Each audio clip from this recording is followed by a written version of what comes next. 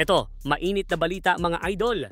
Mukhang nagsisimula ng magpakilala etong bansang India sa Asian region, particular dito sa FIBA Asia Cup.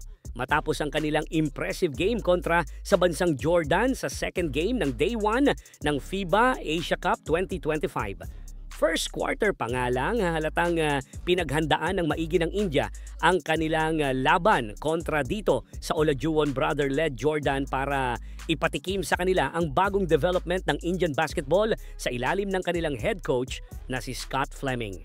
Nakuha ng India ang kanilang unang abante sa game mula sa N1 basket na yan para bigyan ng 4 na abante ang India 22-18. Halfway ng second quarter, mas aggressive ang bansang India at pati head coach ng Jordan ay napapailing na lang sa laro ng mga Indiano. Solid block sa sentro na to ng India. Kaso nga lang natawagan siya ng foul kontra kay Ibrahim, dahilan para malagay sa penalty ang bansang India. Kaya naibaba ng Jordan ang abante ng India sa 2. Third quarter, nagpapalitan lang ng puntos ang dalawang bansa bago na ibalik ng Jordan ang abante nila sa 3. 7 minutes ang natitira sa third quarter. Pero ayaw talagang bumitaw ng mga Indiano, tying the game at 46 apiece halfway ng third quarter.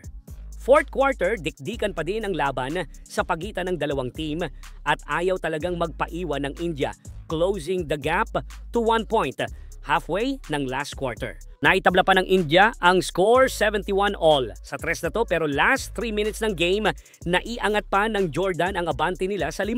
Pero last 2 minutes, bumitaw ng 3 ang star player ng India na si Prince para maibaba sa 2 ang lamang ng Jordan at minalas pa ang Jordan sa 2 turnovers nito na na-convert naman ng mga Indiano sa easy 2 points at makuha pa ang abante na 2. Hindi pa dyan nakontento ang mga Indiano at na-force pa nila ang turnover na yan na nagresulta sa dunk na to ni Prince.